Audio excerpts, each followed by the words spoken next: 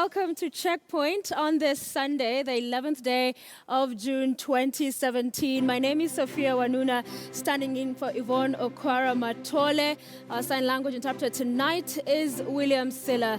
So there's just now 57 days to go to the general election. The countdown continues and the developments keep changing by the day. Tonight, we'll be talking about on the numbers segment, those numbers and figures that were released by KPMG, that audit firm that was looking at the voters register. We'll tell you more about their findings and talk more about that audit process, as well as the verification process that also came to a close in the past week, amongst other developments. And as far as the elections are concerned, we want you to be part of our conversation tonight. We'll have our guest in studio, IEBC Commissioner Rosina Kwambe is with us. Weganjo Kamotho as well is going to be here, and Daisy Amdani will be joining us in our discussion later on. But let's begin with a look at our top stories tonight.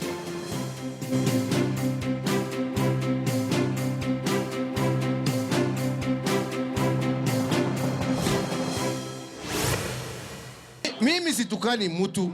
Mimi nataka tuseme tu yale ambao ni ya ukweli. Badala ya kwenda kutafuta sera yao, wanaenda kunyemelea sera yetu. Uhuru and Ruto take a swipe at NASA for shortchanging Western Kenya in power sharing deal.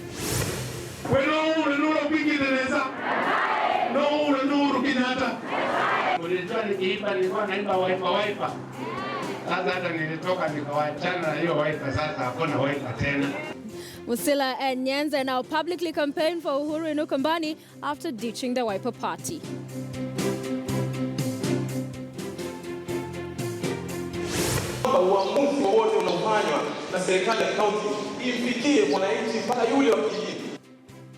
And Mombasa holds a one-of-a-kind debate for the county's senator candidates.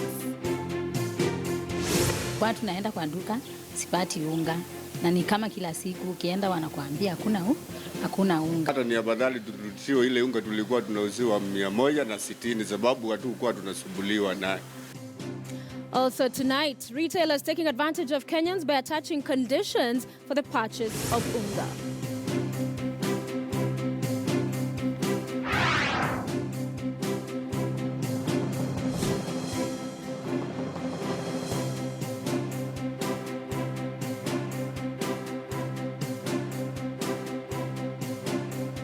Our top story tonight, President Uhuru Kenyatta is hinting that the opposition may have smelt defeat as co-principals Kalonzo Musyoka and Moses Wetangula seek Senate positions, where he accused the NASA coalition of giving the people of Western Kenya a raw deal in their power-sharing agreement.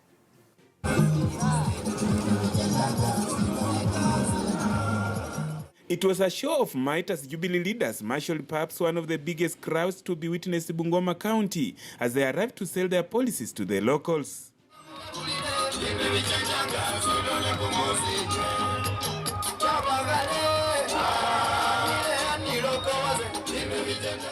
And before long, it was time for hard politics, with local leaders taking the cue.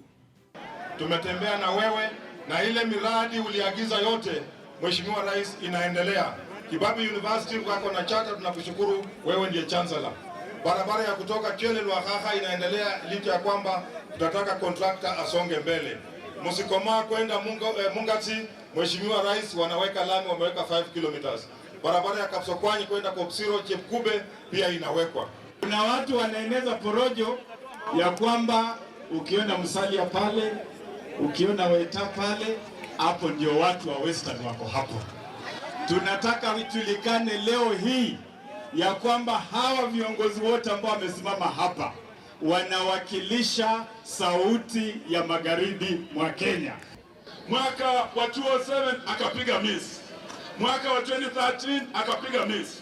Amebaki na risasi moja 2017. Deputy President William Ruto taking the war to the NASA coalition for allegedly stealing the Jubilee Party manifesto. Wale ndugu zetu tumewaambia watengeneze sera, alafu twende kwa wananchi. Badala ya kwenda kutafuta sera yao, wanaenda kunyemelea sera yetu. Wanajaribu kuegemea ati wao ndio walijenga reli. Hata wewe mtu ya Bungoma, nani amejenga reli? Nani amejenga reli? While appealing for support for the president in the August 8th polls, the DP also took time to sound his own trumpet for the 2022 presidential contest. Mimi nawauliza kwa heshima our competitors, wacha tupitishe Uhuru Kenyatta kwa sababu hii imekuwa like a foregone conclusion. And just like he did while on a similar mission in Kisii recently, President Uhuru Kenyatta made a promise that the government will this week issue the compensation funds to all integrated internally displaced persons residing in Bungoma County. Mwenzetu Mheshimiwa Eugene Wamalwa atakuja hapa kulipa integrated IDPs wa hapa Bungoma pia. The head of state also instructed the Cabinet Secretary for Agriculture to release 300 million shillings to offset arrears of the cane farmers at Nzoia Sugar Company, with an additional 300 million shillings said to be allocated for the sugar farms maintenance program. Ya kwamba tutaamurisha wizara ya kilimo itafute kwanza hiyo milioni 300 wakulima kwanza walipwe, kwa sababu hakuna haki ya kwamba mkulima ametoa jasho alafu kampuni imekalia pesa yake. Si ni kweli? He also accused their competitors in NASA of preaching divisive ethnic-based politics, saying that contrary to the allegations, the Jubilee government is an all-inclusive administration.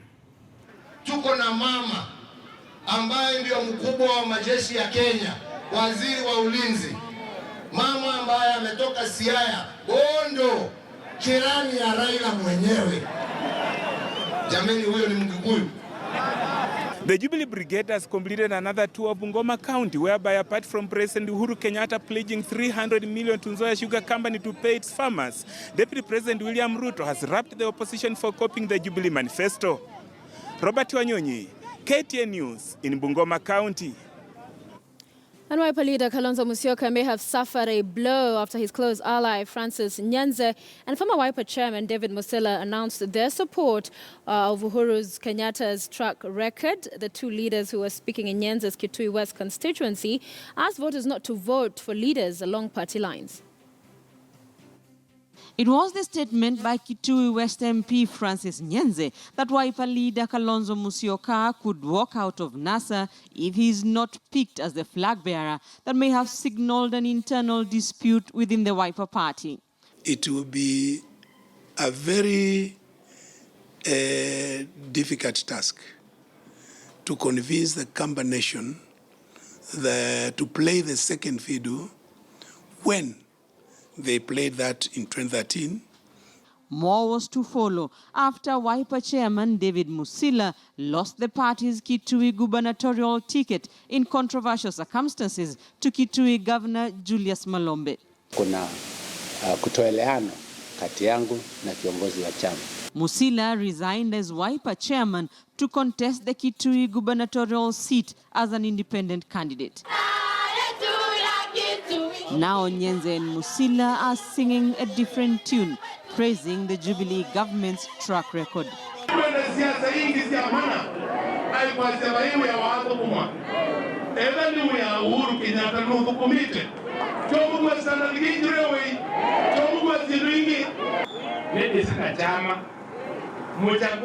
Mheshimiwa Nyenze, Mheshimiwa Uhuru, Mheshimiwa kila mtu, zote tuchaguliwe bila kujali huyu ni chama gani, huyu ni chama gani.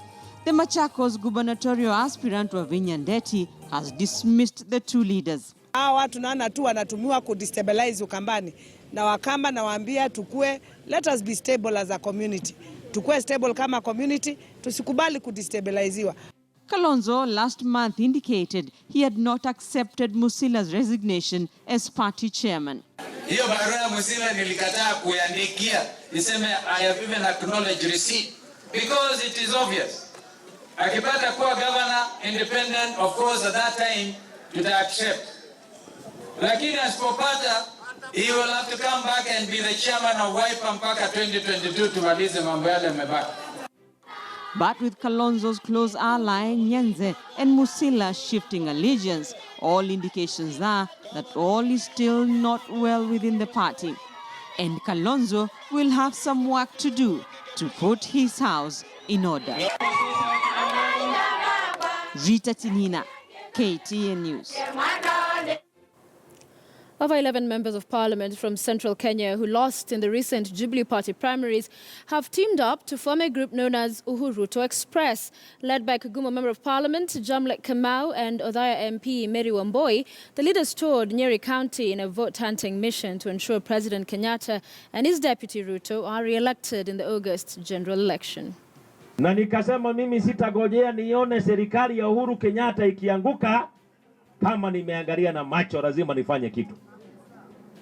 Sisi zote tumeshikana pamoja hapa, tumesema ni mujibu wetu tuhakikishe kwamba Uhuru Kenyatta na William Ruto wamepata muhula ya pili. Raila Odinga ajue ya kwamba wale mawaziri ambao wameajiriwa na serikali ya Jubilee, wao lazima wafanye kazi, lazima waendeshe sera za serikali.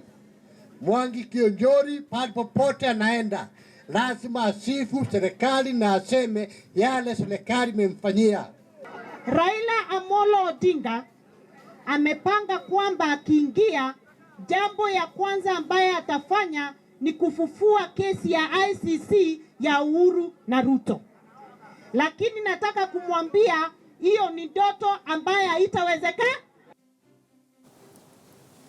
The battle for Nairobi continues to be a tag team affair versus Lone Rangers as NASA-affiliated candidates continue to trade barbs with the Jubilee team.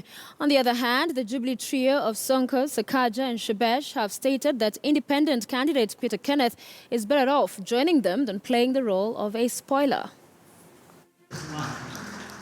There's safety in numbers, and the Umoja PCEA Church provided the perfect platform to the Sonko Sakaja Shebesh tag team that target this Sunday independent candidate and Jubilee prodigal son Peter Kenneth. To support Sonko, you will live to fight another day. Najua hapa mlimpigia kura mingi. I know that. Lakini nyinyi mumuite Reverend Gere. Kwa sababu anajua yeye hatashinda. According to Sakaja, Kenneth's refusal to support Sonko is tantamount to gifting incumbent governor Evans Kidero a split vote scenario perfect for another win. You know Nairobi ni pahali ambapo tunabishananga 50% Jubilee, 50% upinzani. Kama kuna mtu mmoja ambaye sasa bado ako na ubinafsi ya kukata yetu nusu tena, is that person for your interest or for the opposition's interest? Sonko, on the other hand, chose to dwell on his newly minted image, specifically cut for the upcoming gubernatorial race. Watu zamani kwanza walikuwa nasema ati mimi sipendi kuvaa suit. Ati governor lazima awe anavaa suit.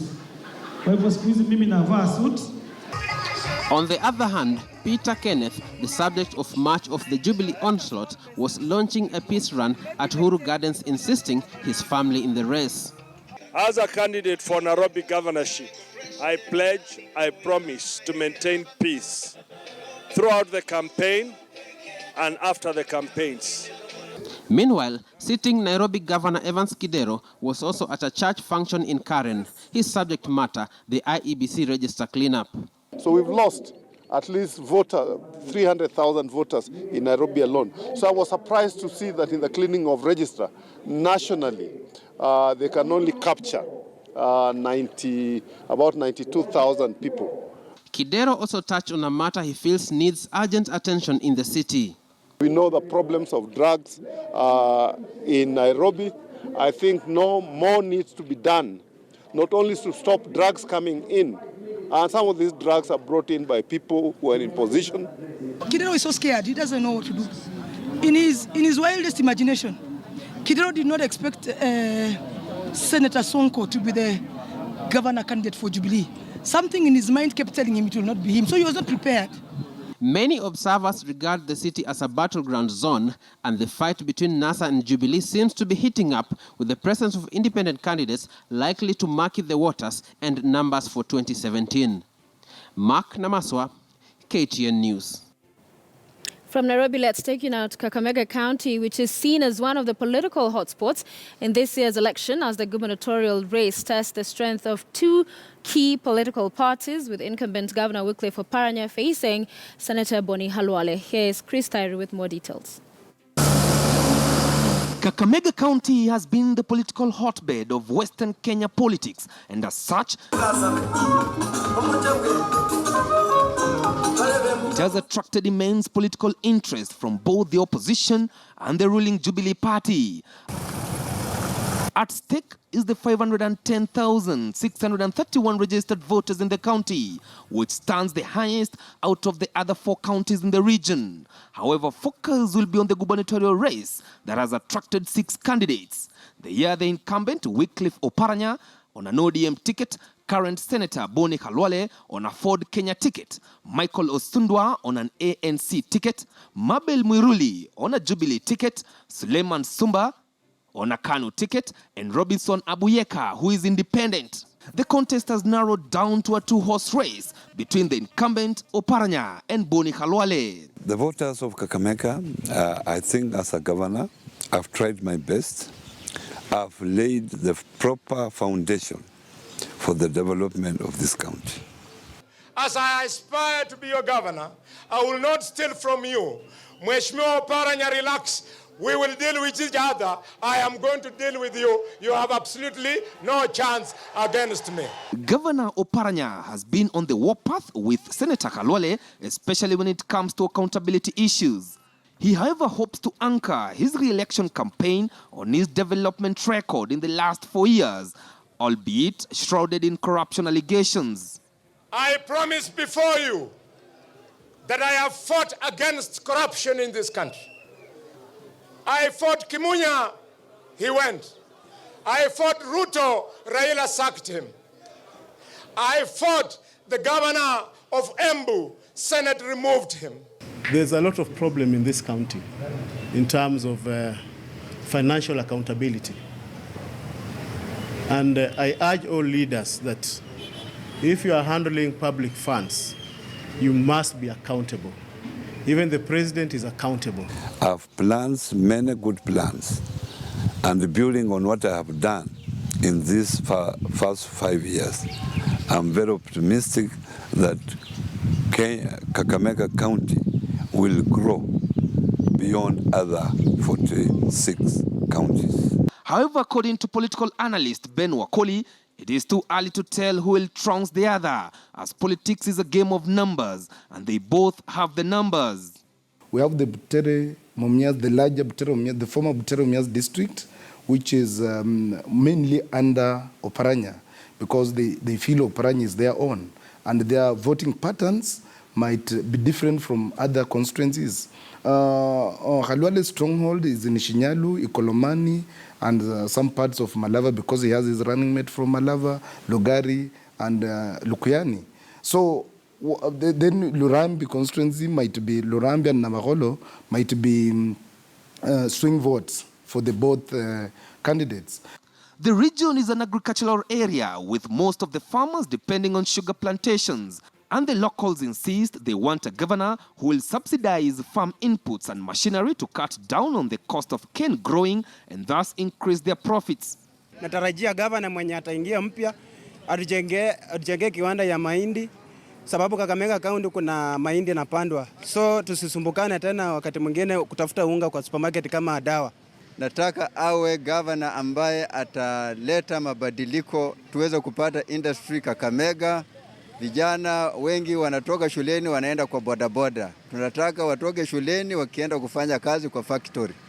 The contest also pits the NASA principals Raila Odinga, Musalia Mudavadi and Moses Wetangula against one another, given that their mother political parties have fielded candidates as they flex their political muscles in the region. None of them, however, campaign for any of their candidates openly when they converge for a NASA political rally. Chris Dairu, KTN News. It was a nail-biting and unsettling session for some senatorial candidates in Mombasa as the first ever senatorial debate was held. Now, 8 out of the 11 candidates in the race turned up for the debate, but Ford Kenya's Yasir Bajober, VDP's Florence Wawudo, and Wiper Party's Lawrence Kisilu decided to give the event a wide berth. As soon as everybody had settled down, curtains opened for the big debate at the Mbaraki Sports Club. 8 candidates took their position, and so did a panel of academicians and governance experts. The candidates largely put to task on how well they understand the role of a senator, including the laws on devolution. The spirit, the principle, the object, na nia ya devolved system ni kwamba uamuzi wowote unaofanywa na serikali ya kaunti imfikie mwananchi mpaka yule wa kijiji. So definitely there is a reason why the senator is to come in and find a solution, especially when it comes to the equal distribution of resources that are given out. Personal attributes and records in public service were also put to test. Squatters ni kweli tumechukua kesi nyingi za wenye ardhi ambao wametunuliwa na wenyewe wanaiba ardhi wakiruhusia wananchi ambao hawana ardhi. So mimi kama senator nikutumia vipengele maalum kupitia serikali kuu kwa mgao tunaopata kwa uchumi tunaotoka katika serikali ya Kenya ili tuwe na mgao mkubwa zaidi ambao tutaweza kutekeleza masuala ya. As leaders, we have a role to play in terms of how we report or address matters to do with security. At some point, temperatures started rising. The room became somewhat uneven, the stage heating up even more. Mheshimiwa Jameza alipanda kwa tiketi ya wiper na hakuweza kufikisha hata kwa 2000. So mfumo wangu ni nini kilifanya ile independent? Na kiangalia wananchi wa kura zangu ni 200 kule wiper walinihesabia kura 15,000 ndio nilizozipata na Mombasa. The public also had their fair share of the moment, posing direct questions to the candidates.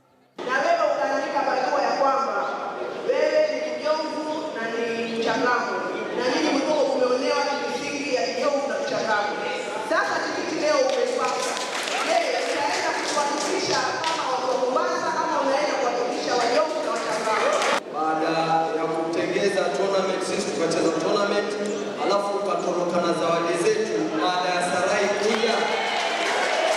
Nadhani kuna kitu ambacho hujafahamu. Ile tournament was organized by the county government of Mombasa. Mombasa Senator Hassan Omar Hassan is gunning for the governorship seat of Mombasa.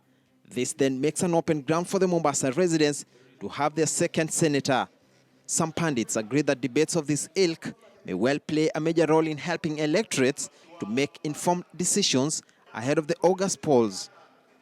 Francis Ontomwa, KTN News, Mombasa. John Cardinal Njue is calling on Kenyans to exercise sobriety and responsibility in their conduct during the campaign period and during the elections. Cardinal Njue made the remarks during his sermon at Tasia Catholic Church, where he later officiated at a funds drive. He advised the youth to be wary of politicians who may take advantage of their support and misuse them to cause chaos during the election. So that electing good leaders, then we are preparing a good future for this country. On an occasion like this, wakati tunaona mambo ambayo yaliyomo mefurutano na kadhalika, we appeal to our dear politicians. It is not confrontation that is really going to be meaningful, but is approaching this reality in a responsible way.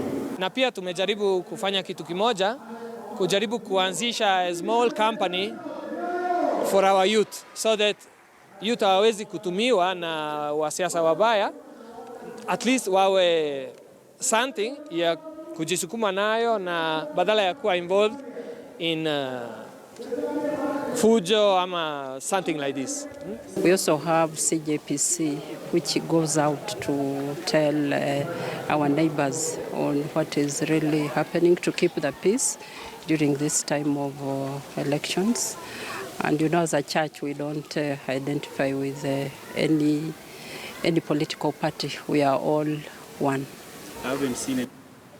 Despite the government's directive that a 2-kilogram packet of unga be sold for only 90 shillings, buyers of the staple food now feel shortchanged. Now, this is after retailers have been found to place conditions on the purchase of the subsidized maize flour, as well as reportedly withholding the stock. And as Raquel Muigai now reports, there are shopkeepers who sell unga at double the price. On the 13th of April this year, the government of Kenya zero-rated maize flour and bread, and a 2 kg packet of unga was made available for Kenyans from the 17th of May at only 90 shillings. However, the subsidized 2 kg packet meant to relieve Kenyans of the high cost of unga was short-lived. Nilikuwa tunaenda kwa duka, sipati unga. Na ni kama kila siku ukienda wanakuambia hakuna unga. Sasa mpaka unawachana nayo, unatafuta mbinu nyingine. With the high demand for the 90 shilling packet, retailers have now opted to put conditions for its purchase. Here at Grab and Go supermarket in Embakasi, customers are only allowed to buy the packet of maize flour after they have also bought other goods worth at least 500 shillings, a condition that has not gone well with some of the customers. Si vizuri kusema kweli, hata tunasema hata ni afadhali turudishiwe ile unga tulikuwa tunauziwa 160 sababu hatukuwa tunasumbuliwa naye. Sababu hii na serikali imekuja, tunasumbuliwa naye sababu unabao ununue vitu zingine.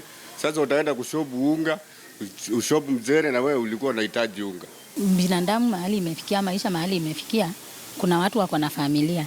Na huyo mtu maybe ako na pesa fulani yenye alikuwa amepangia kununua unga peke yake. Si ati hizo bidhaa zingine. Our efforts to speak to the manager of the supermarket for comments proved futile.